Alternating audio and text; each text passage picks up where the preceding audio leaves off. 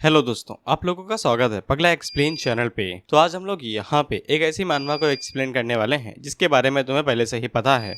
इसीलिए बिना किसी देरी के वीडियो को शुरू करते हैं। एपिसोड की शुरुआत में हम लोग रेड लाइट डिस्ट्रिक्ट को देखते हैं, जहाँ पे जवानी अपने रंग दिखाती है और कुछ चीखें चिल्लाहट के पीछे छुप जाती हैं। डीप है, गहराई से समझो, क्योंकि डीप थॉट्स विद डीप। फिर हम लोग देखते हैं कि हमारा मेन कैरेक्टर वहाँ पे रंग रलियां मचाने के लिए आता है और उसको किसी होंग नाम की लड़की के चेम्बर की तरफ ले जाया जा रहा था और वहाँ की मालकिन उसे कहती है कि good luck, enjoy your time. इसके बाद मेन कैरेक्टर चेम्बर के अंदर आता है और वो हमें अपना नाम बताता है कि उसका नाम चू लियांग है। वहीं पे होंग लियांग से कहती है कि उसके मैसेंजर ने बताया था कि लियांग उसे ऐसे स्टेट में देखना चाहता है जब वो सो के उठी हो, यानी कि बिना मेकअप के। हालांकि ये बात होंग को भी काफी ज्यादा अजीब लगी थी, क्योंकि जब भी लोग यहाँ पे आते हैं वो बहुत ज्यादा बेसब्र होते हैं और भूखे भेड़ियों की तरह उसके ऊपर टूट पड़ते हैं। लेकिन ऐसा लगता है कि लियांग थोड़ा सा अलग है, इसीलिए वो भी यहाँ पे टियान के साथ मजे करना चाहती है, क्योंकि टियान को नेचुरल ब्यूटी पसंद है विदाउट मेकअप। इसके बाद हमें होंग का खूबसूरत चेहरा दिखाया जाता है जो कि लियांग को वेलकम करती है। खैर इसके बाद होंग अपने काम पे लग जाती है। वो होता है, क्या होता है मैं भूल गया, रिझाना। जिसके बाद होंग टियान को रिझाने लगती है और उसे कहती है कि तुम तो बहुत ज्यादा कमाल की हो।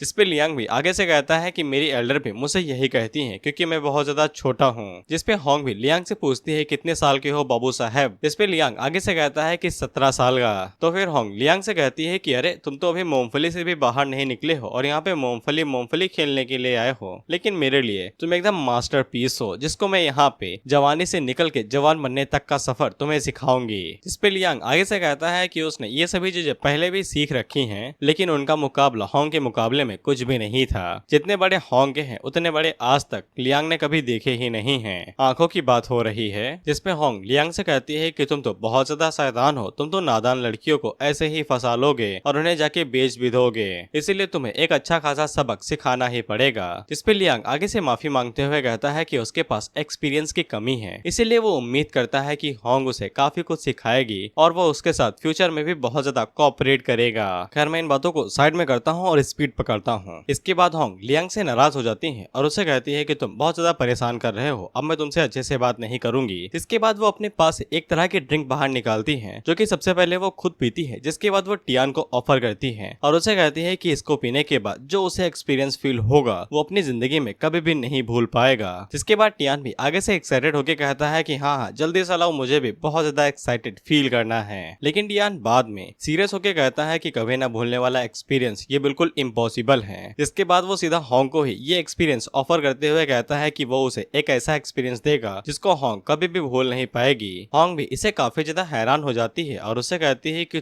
तुम तो बहुत ज्यादा बड़े हो गए हो, अभी तो मासूम बन रहे थे, लेकिन ऐसा लगता है कि छोटे भाई साहब जिंदा होने लगे हैं। जिसपे लियांग आगे से कहता है कि उसे भले ही अपनी स्किल्स के ऊपर भरोसा ना हो, लेकिन वो यहाँ पे साधन लेके आया है। होंग इस बात से हैरान होती है, साधन का मतलब भाई उत्तेजित कर देने वाले हथियार। होंग भी ये सुन के काफी ज्यादा हैरान होती है, क्योंकि उसने अभी तक इस तरह के खेल को खेला ही नहीं है और उसके पास उत्तेजित कर देने वालों हथियारों का कोई भी एक्सपीरियंस नहीं है। इसलिए वो अपने मन के अंदर सोचती है कि चलो आज इसे ट्राई कर ही लेते हैं। और वो लियांग से कहती है कि उसे कोई भी दिक्कत नहीं है और वो लियांग से चिपकते हुए कहती है कि जो वो साधन अपने साथ लेके आया है होंग उसे देखना चाहती है। इसके बाद टियान अपने झोले के अंदर हाथ डालता है जो कि उसकी पैंट होती है। तो फिर लियांग हैरान होती है, लेकिन जब टियान झोले के अंदर से निकालने में टाइम लगाने लगता है तो लियांग और ज्यादा हैरान हो जाती है। जिसके बाद टियान अपनी पोटली के अंदर से जिसके बाद टियान अपने कच्चे के अंदर से सोने की ईंट बाहर निकालता है, वो भी 10 इंच की। होंग इसको देख के भाई अजीब सा रिएक्शन देती है और अपने मन के अंदर सोचती है कि यहाँ पे ऐसे भी लोग होते हैं जिनकी इस तरह की खासियत होती है कि वो सोने की ईंट लेके इधर उधर घूमते हैं। जिसके बाद वो लियांग से कंप्लेन करते हुए कहती है कि इतना लंबा सामान तुम अपने झोले के अंदर लेके घूमोगे तो मुझे बिल्कुल भी पसंद नहीं आएगा। और वो लियांग से कहती है कि अब वो उसके साथ बिल्कुल भी नहीं खेलेगी। जिसपे लियांग आगे से कहता है कि उसे पहले से ही पता था कि होंग इसे एक्सेप्ट नहीं करेगी। होंग आगे से चिल्लाते हुए कहती है कि मैं क्या, कोई भी लड़की इसे एक्सेप्ट नहीं करेगी। इसके बाद टियान अचानक से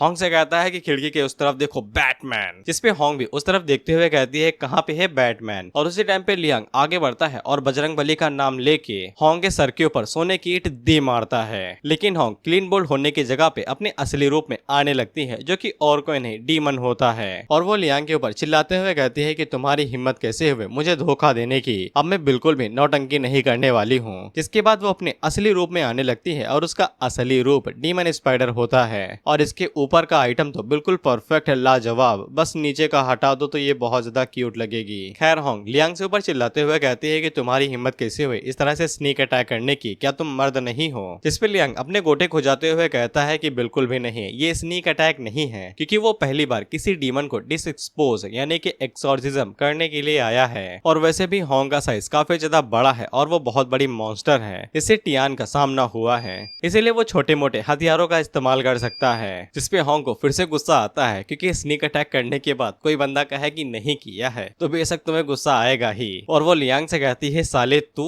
मैं सबसे पहले तेरी बॉडी को अलग करूंगी, जिसके बाद तेरी सोल को मैं पी जाऊंगी। और वो डायरेक्ट लियांग के ऊपर हमला कर देती है। और तुम लोग इसका पूरा रूप देख लो, ये रही इसकी ऊपर की बॉडी जो कि कमसन कमीना है, लाजवाब, और ये रही इसकी नीचे की बॉडी जो बिल्कुल वाहियात है। खैर इसके बाद लियांग अपने असली रूप में आता है और वो होंग से कहता है कि वो कोई नॉर्मल स्कॉलर नहीं है। उसने सो माउंटेन के शॉर्ट कल्टीवेटर्स के बारे में सुना होगा जो अपनी जान खतरे में डालते हैं मॉन्स्टर से लड़ने के लिए, ताकि वो ब्रोथल के अंदर किसी लोगों को परेशान न करे और किसी को मारे नहीं। और यही उनके सेक्ट का बहुत बड़ा काम होता है और वो लोग स्पेशली डीमंस को मारने के लिए ही तैयार किए जाते हैं। जिसके बाद लियांग सरकारी स्कूल के बच्चे की तरह अपना नाम और घर का पता वता बताता है, लेकिन होंग इसे इग्नोर करते हुए अपने क्लॉज का इस्तेमाल करते हुए डायरेक्ट लियांग के ऊपर हमला कर देती है। लेकिन जब उसे बाद में याद आता है कि उसने सो माउंटेन सेक्ट को यहाँ पे मेंशन किया है, तो फिर उसे याद आता है कि ये सेक्ट बहुत ज्यादा स्पेशलाइजेशन है डीमंस को मारने के लिए, और वो अपनी डीमन स्लेइंग टेक्निक्स के लिए बहुत ज्यादा फेमस है। और उसे डर लगने लगता है कि उसने बहुत बड़ी भट्टी के अंदर अपना हाथ डाल दिया है, इसीलिए वो सबसे पहले जाले का इस्तेमाल करते हुए टियान को पकड़ने की कोशिश करती है ताकि वो यहाँ से भाग सके।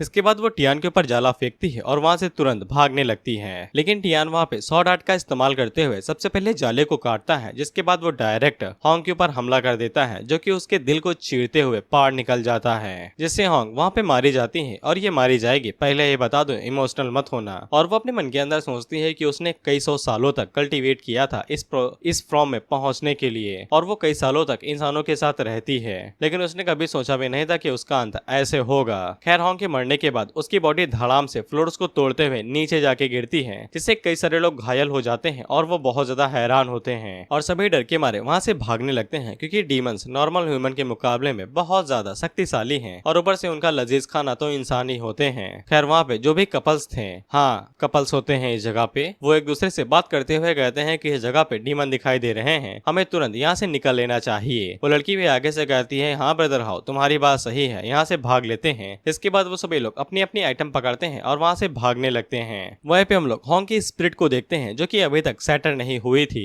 और उसे समझ में नहीं आता है कि वो ऊपर उड़ते हुए क्यों जा रही है, और उसके कल्टीवेशन और बाकी सभी तो उसे कुछ छीन लिया गया है। वहीं पे जब वो अपने सामने देखती है तब उसके सामने लियांग खड़ा था, जो कि उससे कहता है कि मैं तुम्हारा काफी टाइम से इंतजार कर रहा था। इससे होंग बेचारी आगे से रोते हुए कहती है कि ये साला मेरा पीछा कभी भी नहीं छोड़ेगा, मारने के बाद भी शांति से जहन्नुम नहीं जाने दे रहा है। इसके बाद टियान अपनी बॉडी का इस्तेमाल करते हुए उसकी स्पिरिट को एब्जॉर्ब कर लेता है और अपने मन के अंदर सोचता है कि इसका रिवॉर्ड सच में कमाल का होना चाहिए, क्योंकि मैंने बहुत ज्यादा मेहनत की है। और वो डीमन से लड़ाई करने के बाद काफी ज्यादा थक जाता है और मन के अंदर सोचता है कि इस तरह से डीमन से लड़ाई करना बहुत ज्यादा टफ है यार, पता नहीं कब शांति की जिंदगी मिलेगी। जिसके बाद हमें सोने की ईंट के बारे में बताया जाता है, जो कि एक मैजिकल आइटम है, और अगर तुम इसके साथ किसी डीमन के सर के ऊपर उसका गोबरा फोड़ देते हो तो फिर वो अपने असली रूप में आ जाएगा। और टियान आगे से मुस्कुराते हुए कहता है कि उसकी किस्मत कमाल की थी जो उसे व्हाइट टावर से ये ईंट मिल गई, इसकी मदद से वो काफी आसानी के साथ डीमंस को ढूंढ के उन्हें पकड़ सकता है। और क्योंकि टियान के पास स्पाइडर सोल आ चुकी थी तो वो उसका फायदा उठाने के लिए अपने मन के अंदर चला जाता है, जो कि और कोई नहीं एक स्पेशल जगह होती है जो कि उसे रिवॉर्ड के तौर पे मिली थी, और इसका नाम था व्हाइट पगोड़ा, जिसको टावर भी कह सकते हैं। जिसके बाद टियान व्हाइट टावर के अंदर जाता है तो फिर हम लोग देखते हैं कि वहाँ पे कई सारे जाल बने हुए थे, जिनके अंदर टियान कई सारी स्पिरिट्स को, जो कि डीमन घोस्ट ये सब भी है ना, उनको कैद करके यहाँ पे रख सकता था। और वो जैसे जैसे उनकी सोल को हार्वेस्ट यानी कि कल्टीवेट या फिर मुक्त मुक्त करता रहेगा, वैसे वैसे उसे रिवॉर्ड मिलते जाएंगे। टियान बताता है कि जब वो यहाँ पे पहली बार आया था तो फिर उसे रिफाइनिंग पिल मिली थी, और पिछली बार जब वो यहाँ पे आया था तो फिर वो एक डीमन को यहाँ पे एक्सरसाइज किया था या फिर हार्वेस्ट किया था, तो फिर उसे एक मैजिकल वेपन मिला था जैसे कि सोने की ईंट। जिसके बाद टियान एक सोल के सामने आ जाता है और उसे रिफाइन करने के लिए उसके सामने बटन रखा हुआ था। लियांग अपने मन के अंदर सोचता है क्या ट्रेजर मिलेगा, क्या लिखा है मेरी किस्मत में। इसके बाद वो बटन को दबा देता है और वो जैसे ही बटन को दिखाता है तो फिर उसकी सोल वहाँ पे रिफाइन होने लगती है। सॉरी, मॉन्स्टर की सोल जैसे ही रिफाइन हो जाती है तो फिर टियान को रिवॉर्ड के तौर पे डीमन बाइंडिंग रोप मिलती है और टियान इसका इस्तेमाल करके किसी भी डीमन को पकड़ सकता है। हाँ, वो बस ज्यादा शक्तिशाली ना हो, नहीं तो रोप टूट जाएगी। और टियान अपने मन के अंदर सोचता है कि वो इस रस्सी का इस्तेमाल करके कई सारे मौके ढूंढ सकता है मजे करने के। और साथ ही में इस सोल का ये भी इफेक्ट था कि जब ये सोल अपने एनिमी को पकड़ लेगी तो फिर उनकी साइकोलॉजिकल डिफेंस को तोड़ देगी, जिसकी मदद से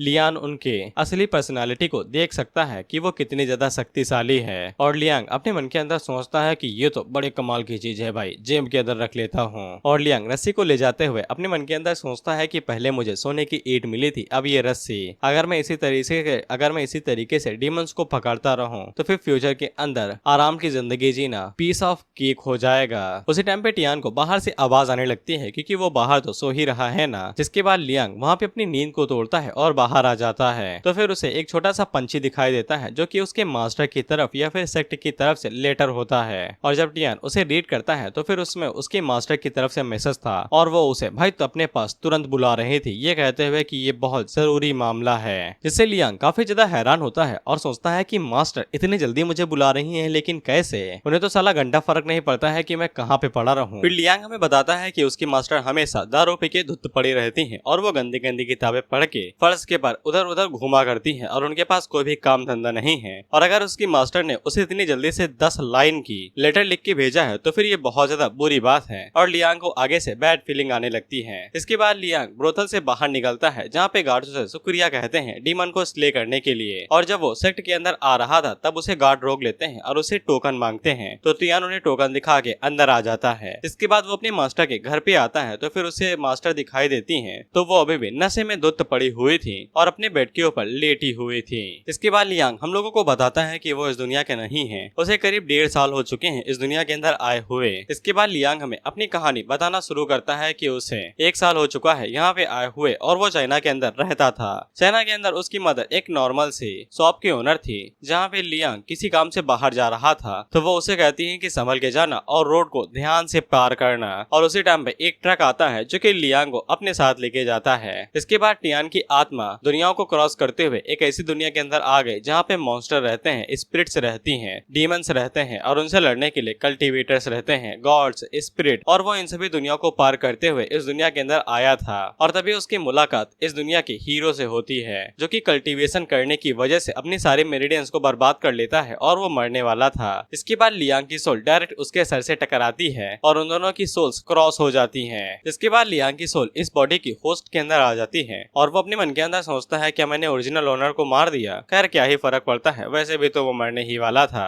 खैर इसके बाद वो उल्टा सीधा चीजें सोचने लगता है कि वो कॉस्मिक जंप करके यहाँ पे आया है या फिर शायद बिग बैंग हुआ होगा जिसकी वजह से वो उस दुनिया को छोड़ के इस दुनिया के अंदर आ गया। और वो इन सभी चीजों को सोच के बहुत ज्यादा खुश हो जाता है और वो आगे से खुश होकर कहता है कि अब तो इस दुनिया के अंदर धूम मचाना पड़ेगा। लेकिन अचानक से उसके सर के अंदर दर्द होने लगता है और उसे ओरिजिनल ओनर्स की मेमोरीज दिखाई देने लगती है। जहाँ पे लियांग को पता चलता है कि ओरिजिनल ओनर की फैमिली को एक डिमोनिक बीस्ट ने बहुत बुरी तरीके से मार दिया था, जिसके बाद वो असली ओनर को भी खाने के लिए आगे बढ़ रहा था, उससे कहते हुए कि तुम तो मेरे गुलाब जामुन हो, अभी तुम्हें खा लेता हूँ। लेकिन वो डीमन उसे खा पाता कि उससे पहले ही वहाँ पे एक मास्टर आती है जो कि उस डीमन की बॉडी को बीच से अलग कर देती है। और लियांग की मास्टर उसे कहती है कि तुम्हें रोने की जरूरत नहीं है, तुम मेरे साथ चल सकते हो। लेकिन वो जैसे जैसे उसके सर को सहलाती वो वैसे वैसे और भी ज्यादा जोरों से रोने लगता। मास्टर उसे कहती है कि तुम्हारे पास कल्टीवेशन के लिए नॉर्मल सा टैलेंट है, तुम मेरे साथ चल सकते हो। तो इसके लिए ओनर मान जाता है, जिसके बाद ओनर अपनी कल्टीवेशन की जर्नी शुरू करता है अपने मास्टर के साथ में। इसके बाद ओनर अपने कंधे के ऊपर 250 किलो का पत्थर टांगता है और तशरीफ के नीचे जलती हुई मोमबत्ती रख लेता है और वहाँ पे स्टैंड से लेकर 1.5-2 घंटे तक खड़ा रहता है। वो कई सारी कल्टीवेशन नॉवेल्स पढ़ता है और बहुत ज्यादा नॉलेज को इकट्ठा करता है।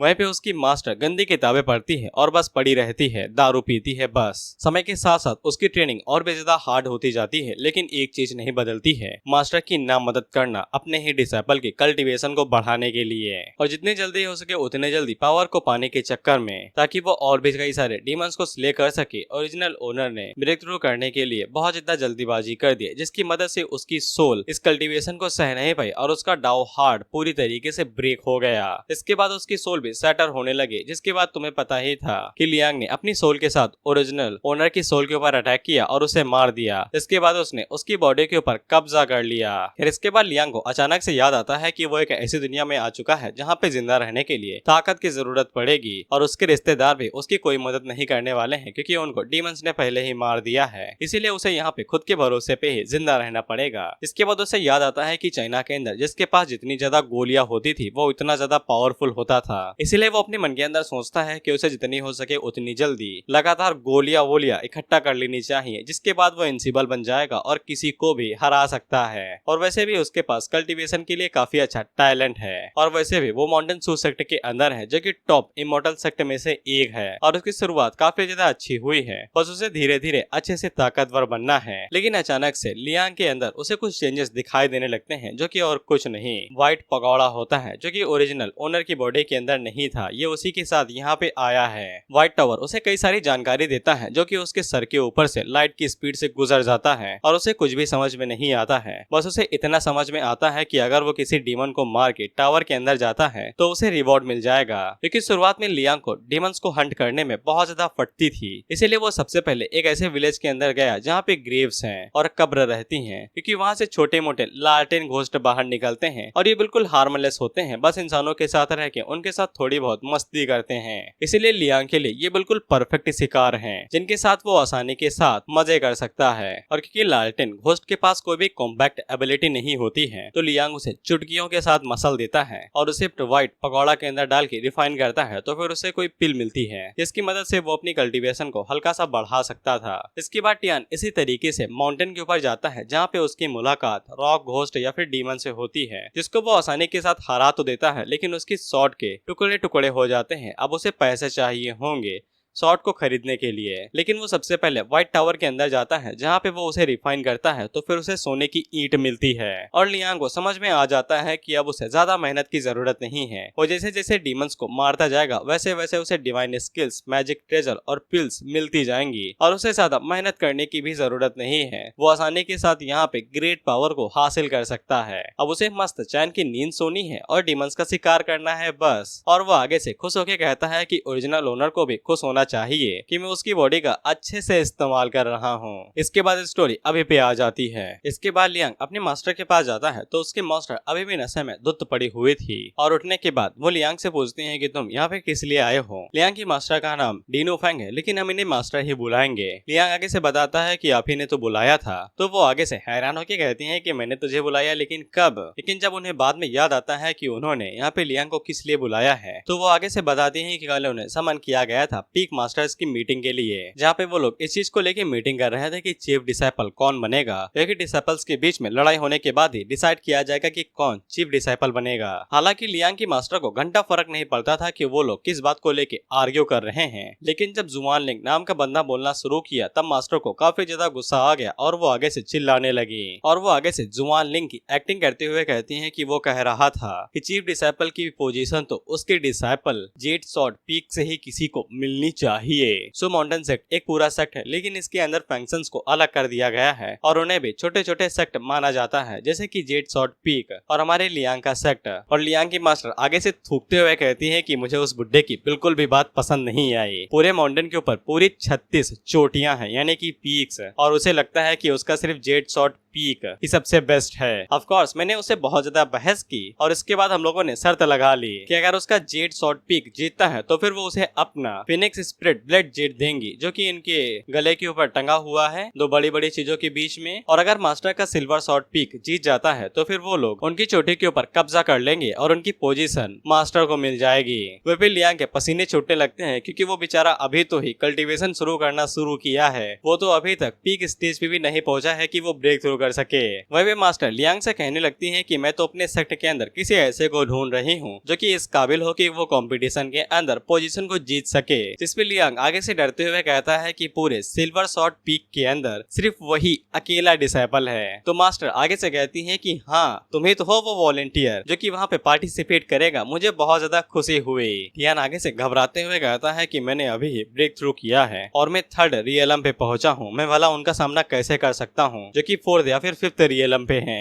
जिसके बाद मास्टर लियांग को ये भी बताते हैं कि उसे यूजियान फंक्शन से भी फाइट करनी पड़ेगी। जिससे लियांग और ज्यादा घबरा जाता है और वो हमें बताता है कि उस फंक्शन के अंदर 100 से भी ज्यादा डिसाइपल हैं और उनमें से कई सारे तो साले गोल्डन कोर रियलम पे हैं और वहीं पे लियांग बस एक नॉर्मल सा बच्चा है उनके सामने जो कि चीफ ऑफ डिसाइपल बनने के लिए लड़ने वाला है। और वो आगे से अपनी मास्टर को बताता है कि उन्हें पूरा यकीन है कि वो इस पोजीशन के लिए लड़ भी सकता है। वो उनके सामने दूध पीता बच्चा है, इसने सिर्फ कुछ ही दिनों पहले डिवाइन इंटेंट रियलम के अंदर ब्रेक थ्रू किया है। और लियांग अपने मन के अंदर सोचता है कि पता नहीं मास्टर सोच क्या रही हैं और ऊपर से चीफ डिसाइपल बनने के लिए कंपटीशन हर जनरेशन में होता ही आ रहा है और इस कंपटीशन को करवाने वाले 36 चोटियों में से सबसे ज्यादा शक्तिशाली चोटी के लीडर एक करता है। वह भी लियांग के मास्टर ताकतवर तो है लेकिन इतनी ज्यादा खास नहीं है और साथ ही में जिस चोटी का डिसाइपल चीफ डिसाइपल होता है उस सेक्ट के लीडर को मौका मिलता है कि वो सेक्ट का टॉप हेड भी बन सकता है और शायद से लियांग के मास्टर यही करना चाहती हैं। लेकिन यहाँ पे एक दिक्कत है कि लियांग बहुत ज्यादा कमजोर और बेचारा दूषित है, वो कैसे यहाँ पे चीफ की पोजीशन के लिए लड़ाई कर सकता है। वो सभी लोग तो उसे कुत्ते की तरह मसल देंगे। साथ ही में ये भी पता चलता है कि मास्टर को डिसाइपल सेक्ट के लीडर ने ही नहीं दिया था क्योंकि उसे ऐसा लगता था कि मास्टर किसी भी डिसाइपल को सही से लीड नहीं कर पाएंगी और जनरेशन को पूरी तरीके से गंदा कर देंगी। इसीलिए मास्टर अकेले रहते रहते उब गई और वो खुद माउंटेन के नीचे गई जहाँ पे उन्होंने एक टैलेंटेड बच्चे को बचा लिया जो कि और को नहीं हमारा चुलियांग था। वो बिल्कुल एक राइटियस हीरो की तरह एक्टिंग तो कर रही थी लेकिन कुछ भी कह नहीं पा रही थी। इसके थोड़े समय बाद उन्हें बिल्कुल भी मजा नहीं आ रहा तो फिर उन्होंने अपने डिसाइपल को छोड़ दिया और वो डिसाइपल अपने आप ही प्रैक्टिस करने लगा। इसलिए लियांग अपने मन के अंदर सोचता है कि मास्टर को बिल्कुल भी कॉमन सेंस नहीं है और उन्हें किसी काम का समझा नहीं जा सकता है। खैर मास्टर लियांग से कहती है कि उन्हें पूरा यकीन है कि टियान चीफ की पोजीशन को जीत सकता है और उसके पास प्रैक्टिस करने के लिए आधा साल है। इसके बाद मास्टर लियांग को कंपटीशन के बारे में बताती रहती हैं लेकिन लियांग की नजर किसी चीज के ऊपर टिकी हुई थी और वो अपने मन के अंदर सोचता है कि मास्टर के अंदर दम तो है, वो इतने बड़े सेक्ट के खिलाफ जाने के लिए अपने प्रीशियस ट्रेजर को दांव पे लगा दी। ये जो जेड पेंडेंट है जो कि मास्टर के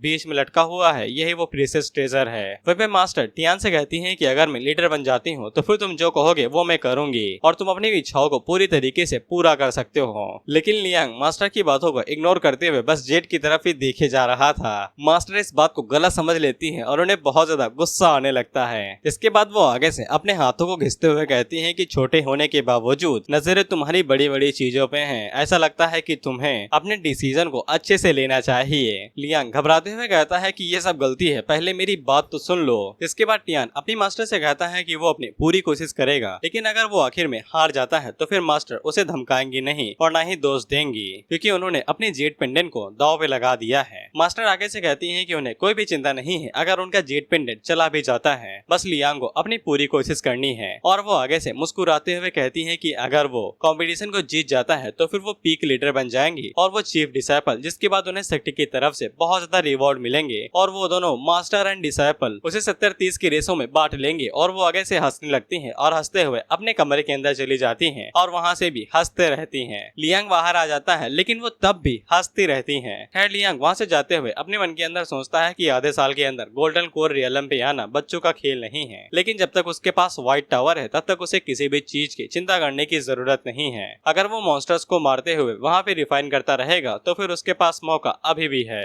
जिसके बाद लियांग यहाँ से स्वॉर्ड एक्सचेंज पवेलियन की तरफ जाने लगता है क्योंकि वहाँ पे डीमन स्लेइंग मिशन मिलते हैं और अगर वो मिशन को कंप्लीट कर लेता है तो फिर उसे मिशन कंप्लीट करने के बदले में रिवॉर्ड मिलते हैं जो कि रिसोर्सेज के काम में आ जाते हैं। इसके बाद अगले सीन स्वॉर्ड एक्सचेंज पवेलियन का होता है और यहाँ पे एक ही करेंसी चलती है, स्वॉर्ड कॉइन, जो कि दिखने में छोटी छोटी शॉर्ट्स की तरह ही होती हैं। इसके बाद लियांग वहाँ की मैनेजर को अपना पर्चा देता है जो कि मिशन का था, तो फिर मैनेजर उसके बदले में उसे स्वॉर्ड कॉइन दे देती है जो उसका रिवॉर्ड था। इसके बाद वो स्वॉर्ड एक्सचेंज पवेलियन के सेकंड फ्लोर पे जाता है जहाँ पे एग्जीक्यूटिव और एल्डर रहते हैं और वो लोग डिसाइपल्स की परेशानियां सुनते हैं और उनका इलाज करते हैं और साथ ही में इन्हें नए मिशन भी देते हैं। और लियांग मास्टर के पास मिशन लेने के लिए इसलिए नहीं जाता है क्योंकि वो किसी काम की नहीं है। इसके बाद लियांग हमें मिस्टर सन के बारे में बताता है जो कि लियांग को मिशन देते हैं और उसे थोड़ी बहुत गाइडेंस भी दे देते हैं, जिनकी मदद से उसका मिशन काफी ज्यादा आसान हो जाता है। मिस्टर सन लियांग को अपने पास बुलाते हैं और उसे कहते हैं कि तुम्हारा पिछला मिशन काफी अच्छा चला गया, और वो लियांग को अपने पास बुला के एक गेम के लिए दोबारा चैलेंज करते हैं। लियांग आगे से मक्खन लगाते हुए कहता है कि वो पिछली बार इसलिए जीत गया था क्योंकि वो लकी था, लेकिन ऐसा लगता है कि वो इस बार जीत नहीं पाएगा। जिसके बाद वो दोनों गेम खेलना शुरू करते हैं, लेकिन लियांग आगे से कहता है कि अगर वो जीत जाता है तो फिर सीनियर को आगे से कुछ अंदर की इंफॉर्मेशन देनी पड़ेगी। इसके लिए सीनियर मान जाते हैं और अगला सीन आधे घंटे बाद का होता है। हम लोग देखते हैं कि सीनियर बुरे फंस चुके थे क्योंकि लियांग काफी ज्यादा अच्छे से खेल पा रहा था। सीनियर आगे से कहते हैं कि तुम बाहर से दिखने में भले ही छोटे से चूहे की तरह लगो जो बिल्कुल भी हार्मलेस नहीं है, लेकिन अंदर से तुम जो बिजार्व हो, जो कि एक रूथलेस डिसाइपल है और उसे अच्छे से पता है कि गेम को कैसे जीता जाता है। और मिस्टर सन आगे से कहते हैं कि ऐसा लगता है कि आजकल के बच्चों से मेरा जीतना बहुत ज्यादा मुश्किल हो गया है। हालांकि लियांग आगे से कहता है कि वो दोबारा लकी है तभी वो जीत पाया, नहीं तो वो अगली बार पक्का हार जाएगा। जिससे मास्टर सन आगे से खुश हो जाते हैं और वो लियांग को आगे से एक मिशन के बारे में बताने लगते हैं जो उसी के लिए सबसे बेहतर रहेगा। और वो लियांग को एक नया मिशन देते हैं जो कि एग्जॉर्सिज्म, जो कि जिंगजाओ सिटी के अंदर था, मिंग रेसिडेंट के अंदर। इसके बाद लियांग हम लोगों को एक एक करके 3 रियलम के बारे में बताता है। ये कि यहाँ पे 3 रियलम होते हैं। पहला है हेवन रियलम, दूसरा है अर्थ रियलम और तीसरा है ह्यूमन रियलम। ह्यूमन रियलम के अंदर कल्टीवेशन, सेल्फ इम्प्रूवमेंट के ऊपर फोकस करती है, बॉडी इंक्लूडिंग बॉडी रिफाइनमेंट की कंडीशन, साथ ही में स्पिरिचुअल इंटेंट, और साथ ही में अर्थ रियलम के अंदर फोकस एक्सटर्नल ऑब्जेक्ट के ऊपर बेस्ड रहती है,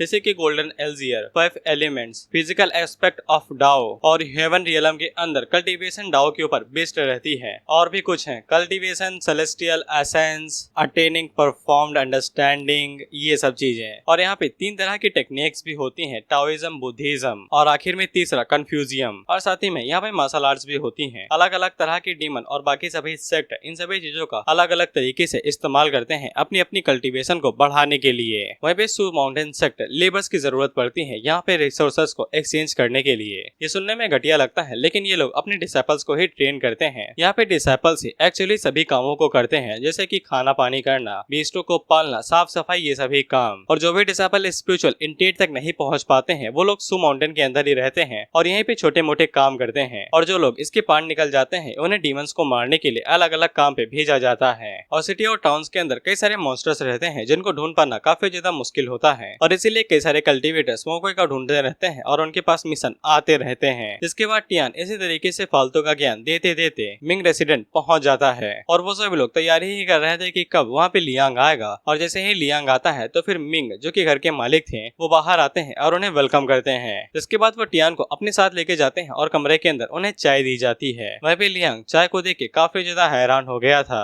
वहीं पे मास्टर मिंग लियांग से कहते हैं कि उसे जिंदा करने की जरूरत नहीं है, वो इस जगह को अपना घर ही समझे। जिसके बाद लियांग मास्टर मिंग से पूछता है कि हमें डिस्कशन सिचुएशन के बारे में करना चाहिए कि यहाँ पे क्या चल रहा है। मास्टर मिंग आगे से बताते हैं कि उनकी जनरेशन के अंदर मिंग फैमिली ने कोई भी गंदा काम नहीं किया है, वो हमेशा से ही अच्छे काम करते आए हैं। लेकिन 3 दिनों पहले उनके पास एक कैट आई थी जो कि बाहर से आई थी और वो बहुत ज्यादा खतरनाक लग रही थी और उसको देखते ही रोंगटे खड़े हो जाते थे। हालांकि कई सारे सर्वेंट्स ने उसे देखा है जो कि ब्लड लस्ट और हमेशा गुस्से में रहती है, लेकिन अभी तक उसने किसी के ऊपर भी अटैक नहीं किया है। यहाँ तक कि उसकी वाइफ भी काफी ज्यादा परेशान हो गई थी जब वो लोग सो रहे थे उस कैट को देख के। इसीलिए मास्टर मिंग लियांग से कहते हैं कि अगर उसने जल्दी उसे नहीं मारा तो वो कैट घर के अंदर किसी को मार भी सकती है। जिसके बाद लियांग अपने मन के अंदर सारी चीजों को कैलकुलेट करता है कि जब इन्हें बिल्ली दिखाई दी होगी तब ये लोग एक टेंपल के अंदर गए होंगे, लेकिन टेंपल से इन्हें कोई भी मदद नहीं मिली होगी। इसके बाद मास्टर मिंग ने इन सभी चीजों की रिपोर्ट मास्टर सन को की होगी और उसके बाद लियांग को ये मिशन मिला, इसीलिए लियांग यहाँ पे आया।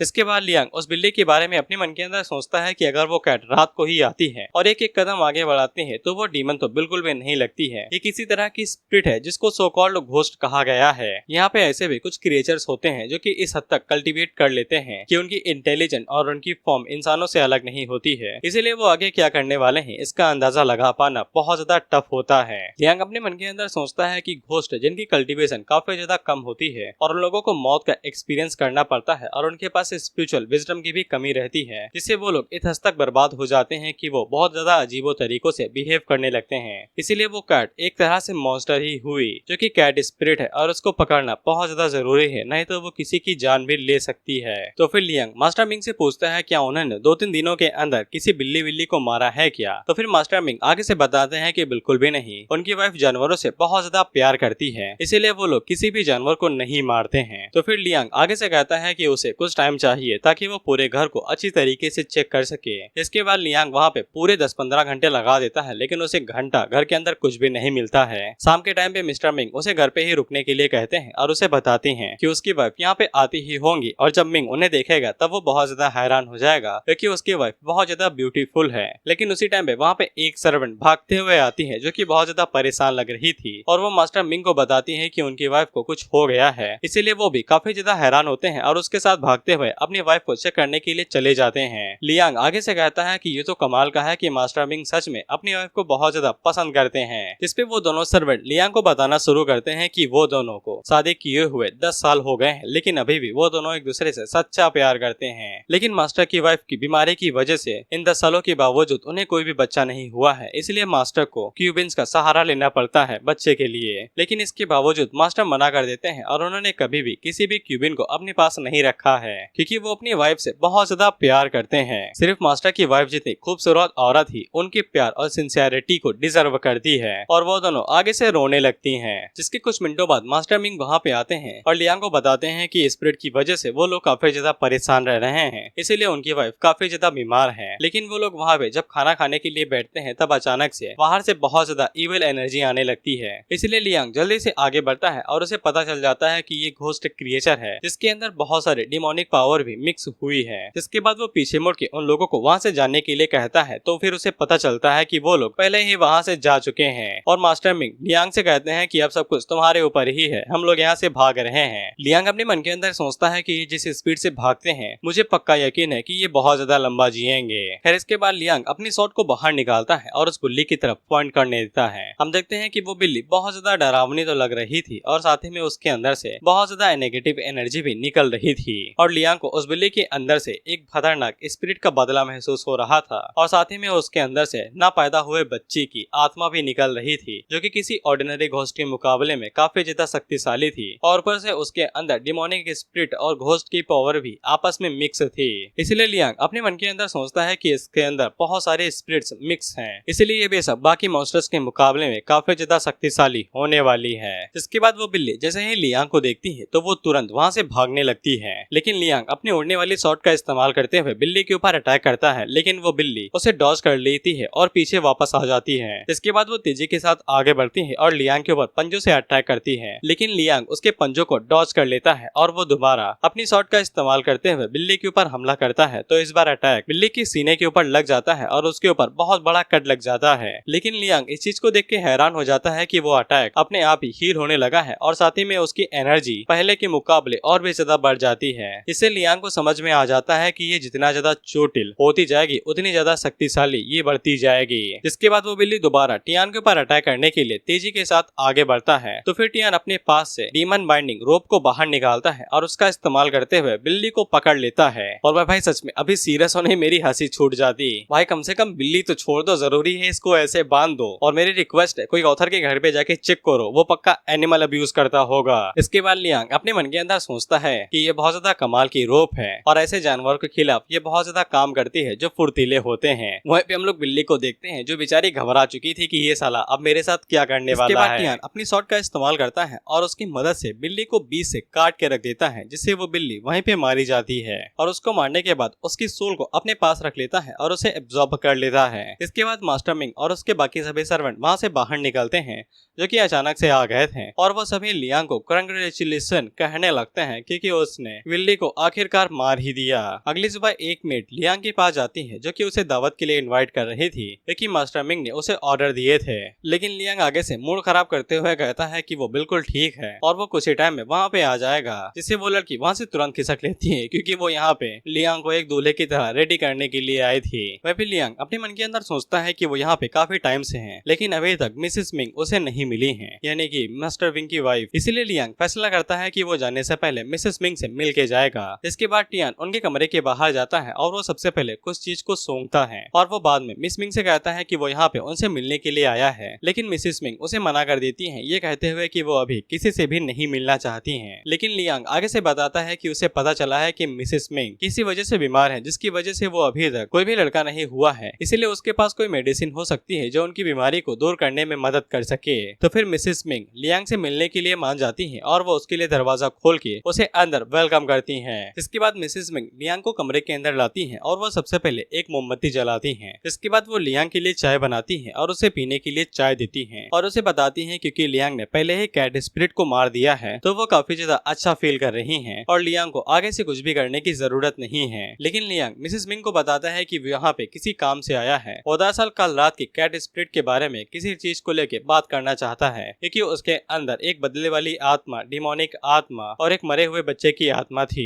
और ये सभी चीजें उसे काफी ज्यादा परेशान कर रही हैं। इसीलिए वो ये पूछना चाहता है कि आखिर एक ऐसे स्पिरिट उसके घर पे आई है क्यों, जिसपे मिसेस मिंग आगे से कहती हैं कि बुरी आत्मा को किसी वजह की जरूरत नहीं होती है लोगों को घायल करने के लिए। लेकिन लियांग आगे से बताता है कि ये जरूरी है कि एक बदले वाली आत्मा यहाँ पे सबसे पहले बदला लेने के लिए ही आएगी और ऊपर से उसके अंदर तो एक मरे हुए बच्चे की भी आत्मा थी, वो जरूर यहाँ पे अपनी मदर को ढूंढने के लिए ही आई होगी। लेकिन वो जो कैट स्पिरिट थी वो उसके मेंशन के अंदर थी, लेकिन इसके बावजूद 3 दिनों के अंदर उसने किसी को भी चोट नहीं पहुंचाए, इसीलिए वो यहाँ पे किसी जरूरी चीज को ढूंढ रहा था। इसमें मिसेस मिंग आगे से पूछती हैं कि तुम किस चीज को ढूंढ रहे थे, जिसपे लियांग आगे से कहता है कि मास्टर मिंग ने मुझे बताया था कि तुम्हारी फैमिली कभी किसी जानवर को नुकसान नहीं पहुंचाती है, तो फिर यहाँ पे कि वो स्पिरिट यहाँ पे अपनी मदर को ढूंढने के लिए ही आई होगी और अगर वो स्पिरिट एक डेमोनिक स्पिरिट है तो फिर उसकी मदर को भी एक डीमन होना चाहिए, इसलिए मेंशन के अंदर किसी को भी छुपा होना चाहिए जो उसकी मदर हो सकती है। और मिसेस मिंग का उतरा हुआ चेहरा देख के लियांग कहता है कि ऐसा लगता है कि आपको समझ में आ गया है जो मैं कहना चाहता हूँ। मिसेस मिंग आगे से हंसते हुए कहती है कि तुम ये कहना चाहते हो कि मैं ही वो डीमन हूँ जिसको तुम ढूंढ रही हो। इस पे लियांग आगे से कहता है कि आप डीमन हो या नहीं वो कुछ ही देर में हम लोग पता लगा लेंगे। इसे मिसेस मिंग को काफी ज्यादा गुस्सा आता है और वो गुस्से में टेबल के ऊपर खड़ी होकर लियांग को घूरते हुए देखने लगती हैं। तो फिर उनके बड़े बड़े संतरे सीधा लियांग की आंखों में गड़ने लगते हैं। तो फिर लियांग उनसे नीचे बैठ के बात करने को कहता है, लेकिन मिसेस मिंग अपने मन के अंदर सोचती है कि ये काफी ज्यादा जवान है, अभी तक ये इसकी कल्टीवेशन इतनी ज्यादा हाई नहीं हुई है कि ये अपनी सुपर नेचुरल एबिलिटी के साथ पता लगा सके कि कोई इंसान डीमन है या नहीं। जरूर इसके पास डीमन रिवीलिंग मिरर होगा, तभी ये बता सकता है कि ह्यूमन इंसान है या फिर डीमन है। इसके बाद मिसेस मिंग अपने हाथों के अंदर एनर्जी को रिलीज करते हुए लियांग से पूछते हैं कि उसके पास डीमन रिवीलिंग मिरर है। लियांग आगे से मना करता है कि उसके पास ऐसा कुछ भी नहीं है, जिसके बाद वो अपने हाथों में पीछे से सोने की ईंट ले आता है और आगे से कहता है लेकिन उसके पास मिलता जुलता कुछ तो है। इसके बाद वो दोनों एक दूसरे के आमने सामने आ जाते हैं और एक साथ एक दूसरे से कहते हैं कि पीछे देखो, वो देखो भूत। इससे वो दोनों ही हैरान होकर एक दूसरे को हैरानी से देखने लगते हैं। फिर इसके बाद मिसेस मिंग लियांग से कहती है कि अब देर हो चुकी है, पानी को ज्यादा उछालना ठीक नहीं है और वो आगे से लियांग को बताती है कि वो जैसे ही कमरे के अंदर आया था तो फिर उन्होंने इल्यूजनरी हार्ट पॉइजन को पूरे कमरे के अंदर कैल्डन मिला के फैला दिया था और अब तक उसे पूरी तरीके से बॉडी में पॉइजन फैल चुका होगा। अगर उसे एंटीडोट चाहिए तो वो बिना कोई दिक्कत खड़ी करे यहाँ से निकल जाए, बस उसे एंटीडोट मिल जाएगा।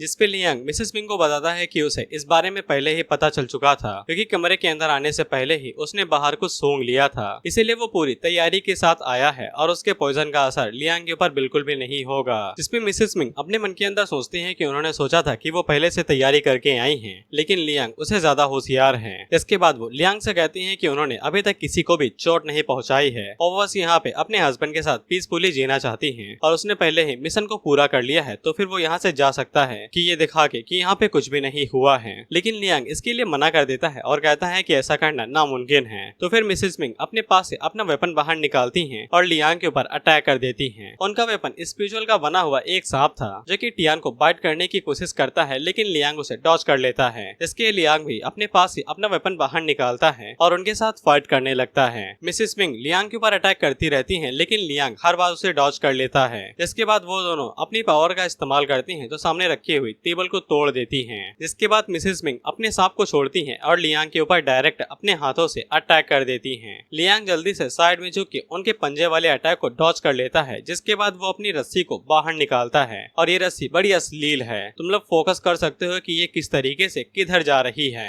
खैर मिसेस मिंग काफी चालाकी के साथ उस रस्सी को डॉज कर लेती हैं, लेकिन तभी वो रस्सी अपना रास्ता बदलती है और डायरेक्ट उनके ऊपर बुरी तरीके से लिपट जाती है। और इसके लिपटने का तरीका तो तुम्हें पता ही है, जो रस्सी बिल्ली को ना छोड़े उसके लिए इंसान क्या चीज है। खैर इसके बाद मिसेस मिंग घबराने लगती हैं क्योंकि उन्हें गंदी तरीके से पकड़ लिया गया है और वो लियांग से पूछती है कि तुम मेरे साथ क्या करने वाले हो। वहीं पे लियांग रस्सी को पकड़े उनके सामने सीरियस होके खड़ा था और रस्सी की रिफ्लेक्शन तुम लोग देख सकते हो। अगर तुम लोग हेंटाई देखते हो तो फिर तुम्हें ये रेफरेंस समझ में आ जाएगा। खैर इसके बाद मिसेस मिंग अपनी हार मान लेती है और वो लियांग से कहती है कि मुझे मार दो। इस जिसपे लियांग आगे से हैरान होकर कहता है कि यार मैं ये सब थोड़ी ना करने वाला था, तुमने तो मेरे ऊपर अटैक कर दिया और ऊपर से मुझे घसीट के मार पीट रही थी, इसमें मेरी क्या गलती है। तो फिर मिसेस मिंग आगे से रोते हुए कहती है कि अगर तुम मुझे मारना नहीं चाहते हो तो फिर तुम क्या मेरे साथ करने वाले हो। मैंने सोचा था कि तुम सत्यवादी डिसाइबल होगे, लेकिन ये नहीं सोचा था कि तुम इतने कमीने होगे। खैर उसी टाइम पे वहाँ पे मास्टर मिंग आते हैं जिनको जोर से आवाज सुनाई दी थी, लेकिन जब वो कमरे के अंदर आते हैं और रस्सी को देखते हैं, जिसके बाद वो उन दोनों को देखते हैं जहाँ पे लियांग ने रस्सी पकड़ रखी थी और मिसेस मिंग बंधी हुई थी, तो वो आगे से काफी ज्यादा हैरान हो जाते हैं और उन दोनों से पूछते हैं वाइफ यंग मास्टर हीरो, और वो आगे से सदमे में जाके कहते हैं ऐसा लगता है कि मैं गलत टाइम पे आ गया हूँ, मैं यहाँ से जा रहा हूँ। जिसपे टियान आगे से कहता है कि नहीं नहीं आप बिल्कुल सही टाइम पे आए हैं। खैर इसके बाद मास्टर मिंग आगे से रोते हुए कहते हैं कि ऐसा लगता है कि मैं गलत टाइम पे आ गया, लेकिन जब तक मेरी वाइफ खुश है तब तक मैं इन सभी चीजों को एक्सेप्ट कर लूंगा। उसी टाइम पे लियांग मास्टर मिंग से कहता है कि आप बिल्कुल सही टाइम पे आए हैं, आपको यहीं पे होना चाहिए। तो फिर मास्टर मिंग इस बात को गलत तरीके से ले लेते हैं और वो आगे से अपने मन के अंदर कुछ ऐसा इमेजिन करते हैं और लियांग से कहते हैं क्या तुम बाइसेक्सुअल हो, तुम्हें दो जेंडर चाहिए। जिसपे लियांग आगे से चिल्ला के रखता है कि साला तुम लोगों ने मुझे गे बना दिया है। जिसके बाद वो उस रस्सी को मास्टर मिंग के हाथों में देता है और उससे कहता है कि ये लो रस्सी, अपनी मिल्फ मेरा मतलब अपनी गाय संभालो और मेरा इससे कोई लेना देना नहीं है। मास्टर मिंग आगे से कहते हैं कि उन्हें घंटा कुछ समझ में नहीं आया है कि यहाँ पे चल क्या रहा है, लेकिन वो लियांग से रिक्वेस्ट करते हैं कि वो अपनी स्किल का इस्तेमाल करके उनकी वाइफ को रस्सियों से आजाद कर दे। जिसपे लियांग आगे से कहता है कि जो वो उन्हें बताने वाला है ये थोड़ा सा कड़वा है लेकिन सच्चा है, और वो मास्टर मिंग को बताता है कि उनकी वाइफ के ऊपर जो बॉडी रस्सी लगी हुई है वो रिस्ट्रिक्शन है और उनकी बॉडी से रिमूव करना अभी ठीक नहीं है, क्योंकि मिसेस मिंग कोई इंसान नहीं बल्कि एक डीमन है। इससे मास्टर मिंग काफी ज्यादा हैरान होते हैं, लेकिन वो आगे से अपनी वाइफ को गले लगाते हुए कहते हैं कि बिल्कुल भी उनकी वाइफ डीमन नहीं हो सकती है, उसने अभी तक किसी कीड़े को नहीं मारा है तो वो इंसान को क्या खाक मारेगी। जिसपे लियांग अपने पोटले यानी कि धोती के अंदर से कुछ निकालते हुए कहता है कि अगर उन्हें बातों के ऊपर यकीन नहीं हो रहा है तो फिर उसके पास दूसरे तरीके भी हैं मिस मिंग की असली आइडेंटिटी को बाहर निकालने के लिए। इससे वो दोनों ही बेचारे घबरा जाते हैं कि ये धोती के अंदर से क्या निकालने वाला है। हालांकि लियांग तो भाई ईंट निकालने वाला था, लेकिन लेडी मिंग काफी ज्यादा घबरा जाती हैं और वो कहती हैं कि इसकी कोई भी जरूरत नहीं है। इसके बाद वो मास्टर मिंग से दूर हटते हुए कहती हैं कि उन्हें ये बताने में हमेशा डर लगता था, लेकिन वो असल में एक डीमन है, कोई इंसान नहीं। जिसके बाद वो अपने असली रूप में आ जाती हैं और ये कोई और नहीं बल्कि कैट डीमन ही थी। लेकिन मास्टर मिंग को अभी कोई फर्क नहीं पड़ता था और वो अपनी वाइफ से कहते हैं कि अगर वो डीमन भी है तो भी उन्हें कोई फर्क नहीं पड़ता है, और ये कौन कहता है कि सारे डीमंस बुरे होते हैं। जिसके बाद मिसेस मिंग अपनी कहानी सुनाना शुरू करती हैं कि वो सबसे पहले माउंटेन के बाहर रहा करती थी अपने पेरेंट्स और अपने बड़े भाई के साथ जब वो छोटी रहा करती थी। हालांकि वो भले ही डीमन है, लेकिन उन्होंने आज तक किसी भी सिंगल इंसान को चोट नहीं पहुंचाई है। वो करीब 100 सालों तक जंगल के अंदर ही रही हैं, लेकिन एक दिन जब उनकी मुलाकात मास्टर मिंग के साथ हुई, इसी मास्टर मिंग हैरान होकर कहते हैं कि मैं कब तुमसे जंगलों में मिला भाई। इस पे मिसेस मिंग आगे से कहती हैं कि हाँ तुम वही थे, और वैसे भी कौन याद रखता है कि जंगलों के अंदर कौन किसी छोटी बिल्ली को बचाता है, वो भी एक छोटा सा बच्चा जो सिर्फ 12 साल का हो। जिससे मास्टर मिंग को याद आ जाता है कि उन्होंने जंगल में एक बार एक बिल्ली को बचाया था जिसका पैर पिंजड़े के अंदर फंस चुका था। इसके बाद मिसेस मिंग अपनी कहानी सुनाना शुरू करती हैं और मैं बिल्कुल भी इंटरेस्टेड नहीं हूँ, इसे मैं लाइट्स की स्पीड से ये कहानी सुनाने वाला हूँ। मिसेस मिंग बताती हैं कि उसके बाद उनकी मुलाकात जंगली जानवरों से हो गई थी और ये अपनी जान बचा के भागने की कोशिश तो कर रहे थे, लेकिन इनका पैर एक हंटर के ट्रैप के अंदर फंस चुका था। इन्हें लगने लगा कि ये मारे जाएंगे, लेकिन तभी फरिश्ता बन के मास्टर मिंग इनके सामने आए जो कि इन्हें बचाते हैं और दोबारा जंगल के अंदर छोड़ देते हैं। और अब जाके मास्टर मिंग को सारी चीजें याद आ जाती हैं कि उन्होंने सच में एक जंगली बच्ची को बताया था जब वो माउंटेन के पे खेलने के लिए गए थे, और वो साथ ही में मिसेस मिंग को बताते हैं कि वो तो उन्हें अपने घर पे लाके उसकी पूरी तरीके से देखभाल करना चाहते थे, लेकिन वो आजाद होने के बाद तुरंत ही वहाँ से भाग गई। मिसेस मिंग वहाँ पे अपनी कहानी आगे बताती हैं कि उसके बाद उन्होंने अपनी कल्टीवेशन को जारी रखा और जैसे जैसे वो कल्टीवेट करती गई उन्होंने शेप शिफ्टिंग टेक्निक को भी सीख लिया, जिसकी मदद से वो अपनी शेप और अपनी ह्यूमन फॉर्म को अलग अलग तरीके से चेंज करती रहती हैं, और जिसके बाद वो पूरी तरीके से एक ह्यूमन फॉर्म लेने में कामयाब हो गई। इसके बाद वो इंसानों के साथ इंसानों की सिटी में आके वहाँ पे मजे करने लगी, और तभी अचानक से उनकी मुलाकात दोबारा मास्टर मिंग से हो जाती है जो कि बहुत ज्यादा बड़े हो चुके थे। और मिसेस मिंग ने मास्टर मिंग को देख के कहा था कि तुम बड़े हो गए हो, लेकिन अभी तक तुम बिल्कुल भी नहीं बदले। जिसके बाद इन लोगों का वही निब्बा निब्बी वाला काम, आई हेट निब्बा निब्बीस, हाथ पकड़ के शहर के अंदर इधर उधर घूमना, कस्में वादे करना कि मैं तुमसे प्यार करता हूँ, तुम्हारे बिना रह नहीं सकता। खैर इस कहानी के अंदर निब्बे का दिल नहीं टूटता है और इनकी शादी सक्सेसफुली हो जाती है। अब इसके बाद आता है इनकी कहानी में दुखद लम्हा, और एक दिन मिसेस मिंग प्रेग्नेंट भी हो गई। इसे मास्टर मिंग हैरान होकर कहते हैं कि तुम प्रेग्नेंट हो गई, लेकिन कैसे?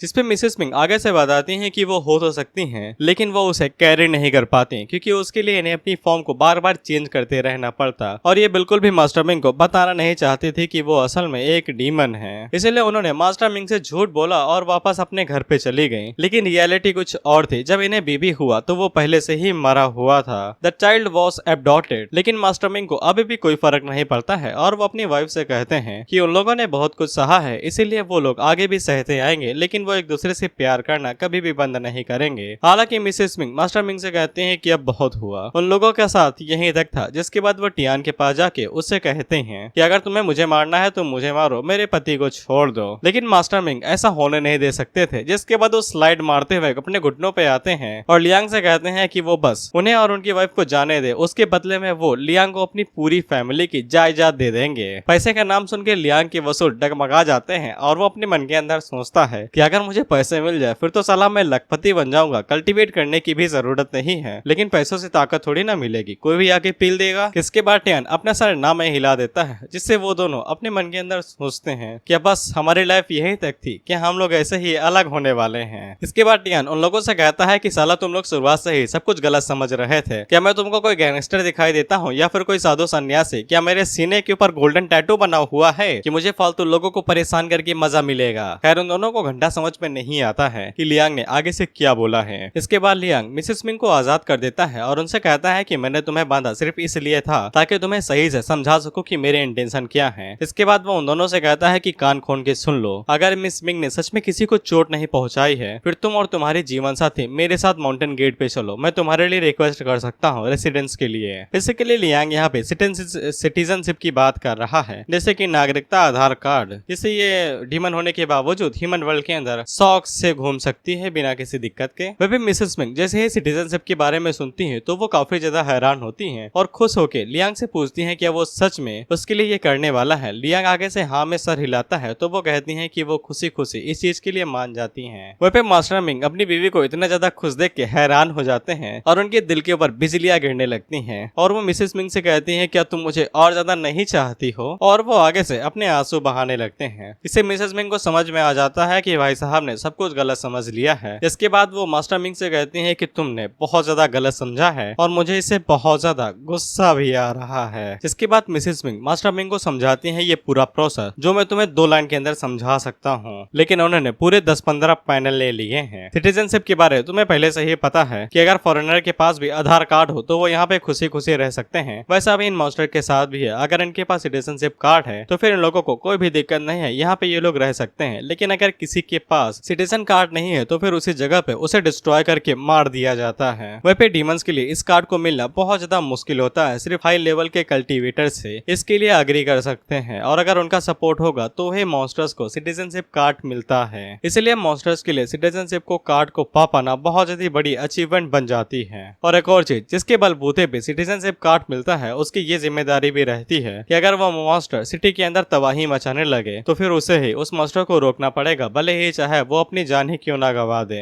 That's why it's so tough to get citizenship card in cultivation world for monsters. इसीलिए मिसेस मिंग अपना सर लियांग के सामने झुका लेती हैं और उसे बहुत ज्यादा शुक्रिया करती हैं और कहती हैं कि वो लियांग को रीपे नहीं कर सकती हैं, लेकिन वो अपना ग्रेटिट्यूड जरूर एक्सप्रेस करेंगी। हालांकि लियांग आगे से कहता भी है कि भैया मुझे कुछ नहीं चाहिए, लेकिन मास्टर मिंग आगे से कहते हैं कि वो अपनी फैमिली की सारी जायदाद लियांग को दे सकते हैं। लियांग आगे से फिर से कहता है अरे मुझे नहीं चाहिए। तो फिर मिसेस मिंग लियांग से कहती हैं कि अगर तुम्हें फैमिली के एसेट्स नहीं चाहिए तो फिर मैं तुम्हें अपनी दोनों डिसाइपल्स और सर्वेंट दे सकती हूँ और वो दोनों बहुत ज्यादा कमाल की हैं और वो डुअल कल्टीवेशन के लिए तुम्हारे लिए परफेक्ट रहेंगी और तुम उनके साथ ट्रेनिंग भी कर सकते हो। जिस पे लियांग फिर से कहता है अरे मुझे नहीं चाहिए और ऊपर से डुअल कल्टीवेशन मेरे लिए बैन है, मैं बहुत ज्यादा छोटा हूँ। इसके बाद लियांग उन लोगों को समझा देता है कि उससे कुछ भी नहीं चाहिए। इसके बाद लियांग भागते हुए अपनी मास्टर के पास जाता है क्योंकि वो थोड़ी ना सिटीजनशिप कार्ड के लिए अप्लाई कर सकता है। मास्टर सारी कहानी सुनती है और वो इस चीज के लिए मान जाती है। बेशक कई सारे लोग इसके लिए विरोध करते हैं, लेकिन मास्टर के सामने किसकी चलती है। वो 2-3 लोगों का मुंह तोड़ देती हैं और सक्सेसफुली मिसेस मिंग को उनका सिटीजनशिप कार्ड मिल जाता है और अपने सिटीजनशिप कार्ड को पाके मिसेस मिंग काफी ज्यादा खुश होती हैं और अपने पति को घसीटते हुए सिटी के अंदर ले जाने लगती हैं ताकि वो पूरी तरीके से दोबारा अपने पति के साथ सिटी को घूम सकें। वहीं पे हम लोग लियांग को देखते हैं जो कि फिर से व्हाइट टावर के अंदर जाता है ताकि वो उस कैट स्पिरिट को रिफाइन करके अपने लिए दोबारा रिवॉर्ड ले सके। और लियांग अपने मन के अंदर सोचता है कि इस बार तो ये कैट पहले वालों से ज्यादा शक्तिशाली है, कुछ तो कमाल का तो मिलना ही चाहिए। जिसके बाद वो रिफाइन बटन दबाता है तो फिर आगे से स्पिरिट रिफाइन हो जाती है और उसे रिवॉर्ड के तौर पे एक तलिस्मा मिलता है जो कि स्पिरिट कैट का तलिस्मा था। लियांग अगर इस तलिस्मा का इस्तेमाल करता है तो फिर उसे 1 घंटे के लिए एक्स्ट्रा ऑर्डिनरी एजिलिटी, स्पीड और स्ट्रेंथ मिल जाएगी जो कि कैट एबिलिटी होती है। लेकिन हाँ, इसके कुछ साइड इफेक्ट भी हैं, जैसे कि अनकॉन्शियस एक्शन, अपने हाथ और पैर को चाटना या फिर गाल को ही चाट लेना। बिल्लियों की तरह इस तलिस्मा को देख के लियांग का मूल टक जाता है और वो आगे से कहता है कि वो कमजोर भी स्पिरिट्स मुझे इतने अच्छे अच्छे आइटम दे के चले गए और यहाँ पे ये ताकतवर स्पिरिट मुझे बस एक सस्ता था तलिस्मा दे गए। लेकिन उसे बाद में आता है कि ये भी काफी ज्यादा कमाल का हो सकता है, इसीलिए वो उसे अपनी जैकेट के अंदर रख लेता है ट्रम्प कार्ड समझ के। फिर इसके बाद उसे दोबारा बाहर से आवाज आने लगती है और जब वो बाहर जाता है तो फिर उसे वहाँ पे एक हंस मिलता है जो उसके लिए डिलीवरी लेके आया था। अब मैं तुम्हें इसके बारे में देसी तरीके से बताता हूँ। तो ये हंस असल में अखबार वाला है जो कि इधर उधर न्यूज भेजता है और इनकी मैगजीन वर्ल्ड फेमस है। हर कोई इनकी मैगजीन को पकड़ता है, पढ़ता है, क्योंकि ये एक दूसरे की चुगली करते हैं कि कल्टीवेशन में किसका टाका किससे बड़ा है, किसके पास कौन सा ट्रेजर है और कौन आज पीला गया है। एवरीथिंग इस मैगजीन के अंदर है। जिसके बाद हमें इस अखबार वाली कंपनी के सेक्ट है का नाम बताया जाता है हेवनली पीविट का पवेलियन। पहले ये काफी ज्यादा शक्तिशाली पवेलियन हुआ करता था, लेकिन अब इन लोगों ने स्वर्ग का रास्ता छोड़ के नरक का रास्ता पकड़ लिया है। अब ये पावर के पीछे नहीं, गॉसिप, चुगलखोरी और न्यूज के पीछे पड़े रहते हैं। और वैसे भी इनकी कॉम्बैट स्किल ज्यादा अच्छी तो होती नहीं है, लेकिन ये लोग रिसर्च और बाकी सभी चीजों के मामले में प्रो हैं कि कौन कहाँ पे लड़ाई कर रहा है, किसका किसके साथ टाका भिड़ा है। और इन सभी जानकारी और न्यूज के पीछे इन सभी सेक्टों वालों का ही हाथ होता है। बेसिकली ये सस्ते रिपोर्टर हो रखे थे, न्यूज के लिए ये किसी भी हद तक जा सकते हैं। अब मैं यहाँ पे इस चीज को पूरी तरीके से स्किप करने वाला हूँ। बोल्ड मूव है लेकिन करना ही पड़ेगा। कोई भी चीज जानकारी नहीं है, सिर्फ फालतू की बातें हैं। वेपन के बारे में पता चलता है जो अगर फ्यूचर में दिखाई देंगे तो उनके बारे में ये लोग अलग से ही बता देते हैं, अंदाजा लग जाएगा। यहाँ पे जानने की कोई भी जरूरत नहीं है, इसलिए हम लोग इसे डायरेक्ट स्किप कर देते हैं। हाँ, यहाँ पे एक चीज है जो थोड़ी सी मजेदार है। न्यूज के अंदर ये भी लिखा हुआ था सू माउंटेन सेक्ट के जेड शॉट पीक के मास्टर जुआन लिंग, उन्होंने ईस्ट सी के अंदर एक सी ड्रैगन को मांगा है जो कि कई सारे फिशिंग बोट्स को परेशान कर रहा था। और ये बात सुन के तो लियांग भी काफी ज्यादा हैरान हो जाता है, क्योंकि उसे अच्छे से पता है कि मास्टर बिल्कुल भी जुआन लिंग को पसंद नहीं करती हैं और ये उनके लिए बहुत ज्यादा बुरी न्यूज होने वाली है। और उसी टाइम पे उन्हें साइड से एक धमाके की आवाज सुनाई देती है और जब टियान साइड में देखता है तो फिर उसे पता चलता है कि मास्टर सी ड्रैगन को मारने के लिए जा रही हैं। और मास्टर लियांग से कह के जाती हैं कि 4-5 दिनों के लिए घर से दूर रहेंगे, अपना ख्याल रख लेना। वह पे लियांग समझ जाता है कि मास्टर का पारा काफी ज्यादा हाई हो चुका है और उन्हें बिल्कुल भी रोका नहीं जा सकता है, इसलिए वो उसको इग्नोर करके दोबारा शॉर्ट पवेलियन की तरफ जाने लगता है ताकि उसे कुछ और नए मिशन मिल सके।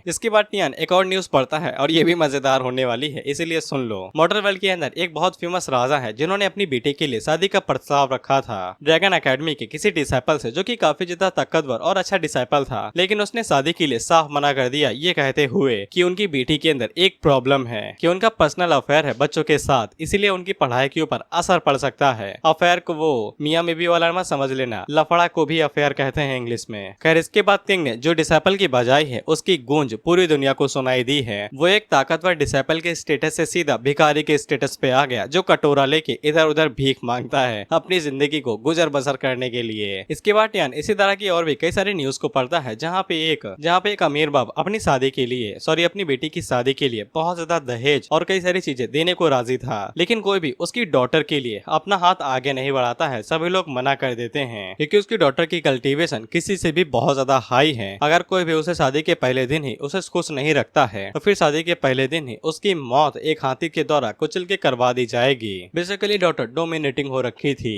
इसके बाद लियांग मार्केट के अंदर आ जाता है और वो सबसे पहले डार्लिंग हॉल के अंदर जाता है, जहाँ पे वो अपने सारे पैसे दे के कुछ गैदरिंग पिल खरीदता है, क्योंकि इसकी मास्टर इसे पैसे बिल्कुल भी नहीं देती है, बेचारा बहुत ज्यादा गरीब है। गैदरिंग पिल का इस्तेमाल करके वो थोड़ी सी अपनी एनर्जी को बढ़ा सकता है और कल्टीवेशन को इंक्रीज कर सकता है। इसके बाद लियांग वहाँ से निकलता है और शॉर्ट एक्सचेंज पवेलियन जाता है नया मिशन लेने के लिए। लेकिन जब वो लॉबी के अंदर पहुंचता है तो फिर उसके पसीने छूट जाते हैं, क्योंकि वहाँ पे कोई भी मिशन बचा ही नहीं हुआ था। उसी टाइम पे लियांग को एक बंदे की आवाज सुनाई देती है जो कि आगे से चिल्ला चिल्ला के कह रहा था कि वो लोग human fest Z essence flower को लेने के लिए जा रहे हैं और उन्हें एक टीममेट की जरूरत है। अगर कोई उनके साथ टीम अप करना चाहता है तो फिर वो आ सकता है। जिसके बाद लियांग ह्यूमन फेस्ट फ्लावर को कुछ इस तरीके से इमेजिन करता है और अपने मन के अंदर सोचता है कि वहाँ पे और भी कई सारे मॉन्स्टर हो सकते हैं, यानी कि ज्यादा स्पिरिट और ज्यादा रिवॉर्ड। जिसके बाद वो बंदा आगे बताता है कि वो लोग उस फ्लावर को लेने के लिए, जो कि बहुत ज्यादा खतरनाक जगह है क्योंकि वहाँ पे ज्यादातर डीमंस को ही देखा जाता है, इसीलिए उन लोगों को एक टीममेट की जरूरत है। लियांग जैसे ही इस जगह के बारे में सुनता है तो फिर उसे याद आता है कि वहाँ पे कई सारे बीस्ट और डीमंस हो जाते हैं, जिनका इस्तेमाल करके वो बहुत ज्यादा डीमंस को पकड़ सकता है और उनकी सोल्स को कैद कर सकता है। जिसके बाद वो उन सभी को रिफाइन करेगा और वो माला माल। इसलिए लियान एक्साइटेड होने लगता है कि अब उसे इस टीम को ज्वाइन करना ही पड़ेगा। जिसके बाद वो चमकते हुए उनके पास जाता है और उनसे टीम ज्वाइन करने को कहता है। तो वो सभी एक बंदे को देख के काफी ज्यादा खुश हो जाते हैं क्योंकि इन्हें एक बलि का बकरा चाहिए था जो इनके साथ चल सके, और वो लोग तुरंत लियांग को अपनी टीम के अंदर वेलकम कर लेते हैं। वहीं पे लियांग अपने मन के अंदर सोचता है कि मैं इन्हें जानता नहीं हूँ, लेकिन ये सभी फेलो डिसाइपल ही हैं और ये बिल्कुल एक फैमिली की तरह है क्योंकि सू माउंटेन सेक्ट के अंदर जितने भी डिसाइपल होते हैं उन सभी के अंदर कोई भी बैरियर नहीं होता है और वो एक दूसरे को फैमिली की तरह ही ट्रीट करते हैं। जिसके बाद लियांग उन्हें अपना नाम बताता है और अपने आप को एक दूसरे से एड्रेस करवाता है। तो फिर वो लोग भी एक एक करके अपना नाम बताते हैं। हम लोग एक डिसाइपल को देखते हैं जिसका नाम फैंग था और ये गोल्डन कोर रियलम पे है, टीम के अंदर यही सबसे ज्यादा शक्तिशाली है। इसके बाद फैंग लियांग को उनकी जूनियर सिस्टर से मिलवाता है जिसका नाम जूजी था और इस बंदे का नाम लूरेन है जो कि इन लोगों के सेक्ट से ही था। वहीं पे फैंग टियान से कहता है कि वो लोग भले ही अलग अलग चोटी से आते हैं लेकिन वो सभी एक फैमिली की तरह हैं, इसलिए लियांग को उन्हें बाहर वाला समझने की जरूरत नहीं है। इसके बाद वो लोग लियांग को बताते हैं कि वो सभी डिसाइपल यूजियान पीक से आते हैं और वो लोग लियांग से पूछते हैं कि तुम किस पीक से हो, जिसपे लियांग के पसीने छूटने लगते हैं क्योंकि वो आगे से बताता है कि वो यिनजियान पीक से है। जिसको सुन के वो चारों ही बहुत ज्यादा हैरान हो जाते हैं और वहाँ का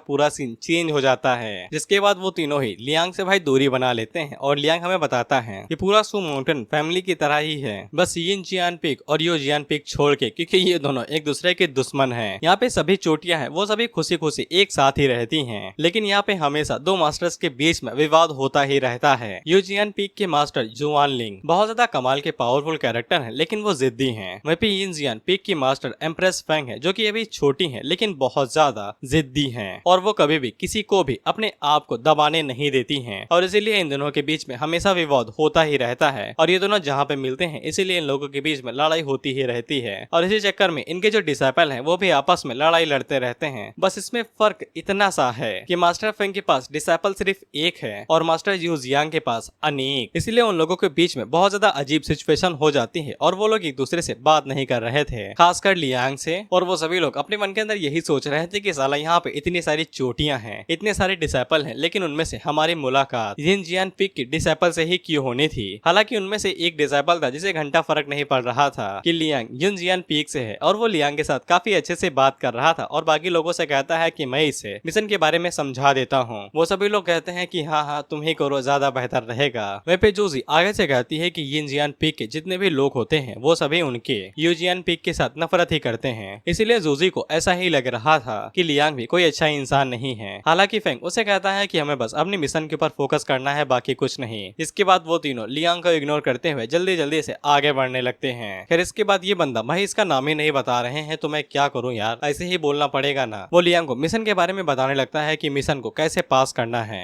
और वो लियांग को सबसे पहले फेंग के बारे में बताता है कि वो उनको लीड करने वाला है क्योंकि वो गोल्डन कोर रियलम पे है, इसीलिए वो उनकी सेफ्टी की गारंटी दे सकता है। इसके बाद वो लियांग को जूजी के बारे में बताता है कि ये उनकी जूनियर सिस्टर है जो कि पहली बार मिशन पे आई है और इसे कुछ भी जानकारी नहीं है कि मिशन को कैसे पास करना है, इसीलिए उन लोगों को इसका ख्याल भी रखना पड़ेगा। जिसके बाद वो बंदा लियांग को बताता है कि ये उन लोगों का पहला मिशन होने वाला है और वो लियांग से पूछता है कि उसने कभी मिशन किया है, जिस पे लियांग उसे बताता है कि वो अकेले ही डेमंस को मारने के लिए जाता है अपने दम पे। ये बात जान के वो बंदा काफी ज्यादा हैरान हो जाता है और लियांग से कहता है कि तुम तो बड़े कैपेबल हो भाई, हम लोग यहाँ पे पहली बार मिशन करने के लिए जा रहे हैं वो भी टीम बना के, और तुम अकेले ही डेमंस को पेलते आ रहे हो। इसके बाद ये लोग इसी तरीके से आगे भी कई सारी बात करते हैं और थोड़ी बात पेलने के बाद ये सीधा पॉइंट पे आता है कि इन लोगों का मिशन वहाँ पे ह्यूमन फिस्ट फ्लावर को लेके आना है, लेकिन वो जगह भी काफी ज्यादा खतरनाक होने वाली है, इसीलिए वो लोग वहाँ पे पहुँचने के बाद अपने नए नए प्लान बनाएंगे और बाकी सभी चीजों को डिस्कस करेंगे कि कैसे क्या करना है। लियांग आगे से कहता है कि ये सभी चीजें एक्सप्लेन करने के लिए शुक्रिया और वो अपने मन के अंदर सोचता है कि वहाँ पे और भी कई सारे डिमोनिक बीस्ट होने चाहिए। जंगल नाम सुन के ही मजा आ जाता है और भी कई सारे पैसे मिलेंगे। और इसी के साथ ये एपिसोड यहीं पे खत्म होता है। भाई इसके अंदर कॉमेडी बहुत ज्यादा है, लेकिन फर्स्ट पर्सन के लिए जो लोग इसे पढ़ेंगे उन्हें ही मजा आएगा। अगर मैं तुम्हें एक्सप्लेन करके सुनाता हूँ तो फिर तुम्हें उतना मजा नहीं आएगा। और इसमें एक्शन सिर्फ 30% है है, बाकी 70% कॉमेडी है बस। मैंने अभी बहुत सारी चीजें स्किप की हैं, नहीं तो ये वीडियो आधे में ही खत्म हो जाता। इसीलिए अगर इस पे ठीक ठाक व्यू आएंगे तो ही मैं इसे कंटिन्यू करूंगा, नहीं तो मैं छोड़ दूंगा, नहीं तो मुझे बार बार चीजें स्किप करनी पड़ेंगी।